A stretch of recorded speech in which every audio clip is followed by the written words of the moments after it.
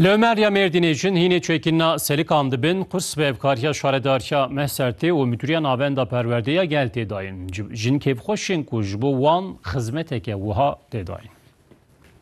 Acil başkanlara gelmen lazım ya. Li Mehserta Merdinê jin di kursê de hînê çêkirina Salikan dibin. Çêkirina Salikan karekê qedîm e lê di salên dawî de êdî gelek nayên çêkirin. Armanca kursê ew e ku jin hînê vî karê qedîm bibin û ev karê qedîm nehê ji bîr kirin. Kurs bi hevkariya şaredariya Mehsertê û navenda perwerdeya gel tê dayîn.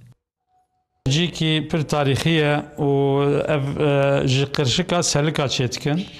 Ev aydî mintika me yê, yani Mehsertê. Kursiyerê me hene û ev kurs înşallah em ê tiştê ku ji bîr kirine car de em yaşatmış bikin. Jin kêfxweş in ku li cihekê wisa dîrokî ji bo wan kurs hatiye vekirin.